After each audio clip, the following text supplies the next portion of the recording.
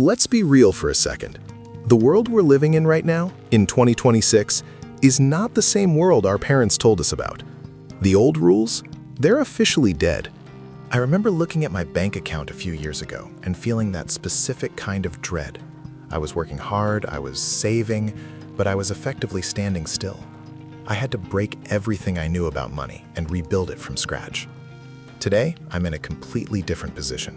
Not because I got lucky or won the lottery, but because I forced myself to adopt 6 specific habits that most people think are either too simple or too risky. But in 2026, the biggest risk is actually doing what everyone else is doing. So let's get into the 6 habits that actually moved the needle for me. The first habit, and honestly the most painful one to learn, was aggressive skill stacking. A few years ago, having one good job was the goal. In 2026, having one skill is a liability. I realized that the market doesn't pay for how hard you work, it pays for how hard you are to replace. I started a habit of skill sprints. Every 6 months, I pick one technical skill, something like AI workflow automation or specialized data analysis, and one human skill, like high-stakes negotiation or storytelling. I didn't just learn them, I stacked them. Being a good marketer is common. Being a marketer who can build custom AI agents to automate lead generation, that makes you a unicorn. I spend at least 30 minutes every single morning before I touch my phone or check an email, just sharpening that stack. That 30-minute habit alone has increased my income earning potential more than my entire college degree ever did.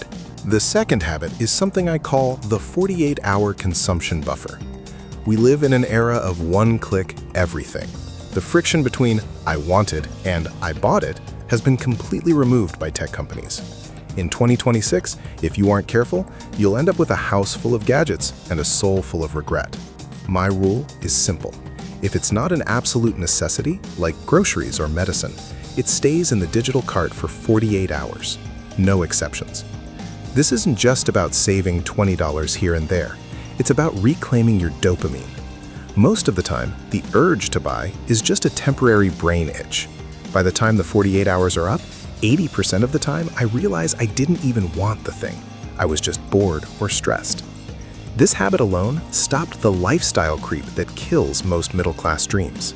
The third habit changed my entire investment philosophy, investing in anti-inflation assets first. Look, keeping cash in a standard savings account in 2026 is like trying to hold water in a sieve. It's just leaking away. I stopped obsessing over stock tips and started focusing on assets that have a direct utility or a fixed supply. For me, that meant moving a portion of my portfolio into things like high-demand skill certifications, private lending, and even physical assets that reduce my long-term cost of living, like solar or energy-efficient tech for my home. I made it a habit to tax myself first. Every Monday, 20% of whatever came in the previous week is automatically diverted into these growth buckets. I don't see it, I don't touch it, and I've trained my brain to act like that money never existed. You have to be your own most demanding tax collector. The fourth habit is a bit controversial: radical network pruning. They say you're the average of the 5 people you spend the most time with. In 2026, that includes the people you follow on social media. I realized my digital environment was making me cynical and stagnant. I made it a habit every month to go through my feeds and my contact list. If someone is constantly complaining about the economy without doing anything about it, or if they're flexing a lifestyle that is clearly funded by debt, I'm out. I started intentionally placing myself in rooms where I was the poorest and the dumbest person. I'd rather be at the bottom of a ladder I want to climb than at the top of one that's leaning against the wrong wall. Wealth in 2026 is as much about access to information as it is about capital. If your circle isn't talking about systems, assets, and future-proofing, you don't have a circle, you have a cage. The fifth habit is what kept me sane while building wealth: low-cost, high-value living. There's this myth that you have to suffer to be wealthy. I disagree, but you do have to decouple your happiness from your spending.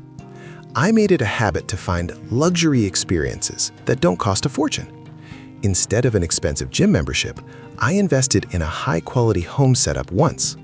Instead of $150 dinners every weekend, I learned to cook one signature high-end meal that I can host for friends. This isn't about being a cheapskate. It's about being selective. I spend luxuriously on things that actually improve my health and productivity, and I'm ruthlessly frugal on things that are just for show. When you stop trying to look wealthy to people you don't even like, your actual wealth starts to explode. Finally, the sixth habit, and the most important one for the world of 2026, the daily output over input audit. Most people spend 90% of their day consuming, scrolling, watching, reading, listening. They are input heavy. Wealthy people are output heavy. I started a habit where I don't allow myself to consume any social media or news until I have produced something of value. Whether that's writing a proposal, creating a piece of content, coding a feature, or solving a problem for a client. Every night before I go to bed, I ask myself one question. Did I create more value today than I consumed? If the answer is no for too many days in a row, I know I'm heading back toward the squeeze.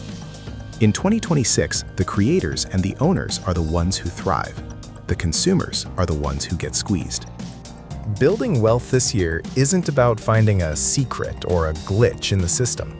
The system is working exactly how it's designed, to reward those who are disciplined and to penalize those who are distracted. These 6 habits didn't just change my bank account, they changed how I wake up in the morning. I don't feel like a victim of the economy anymore. I feel like an architect of my own life. It wasn't easy to start, and I failed a lot at the beginning. But the compound effect of these small daily choices is the only real wealth hack left. So here's my challenge to you. Don't try to do all 6 tomorrow. Pick one, just one. Maybe it's the 48-hour buffer, or maybe it's the output over input rule. Commit to it for 30 days. Watch how the world starts to look a little bit different when you're the one holding the wheel.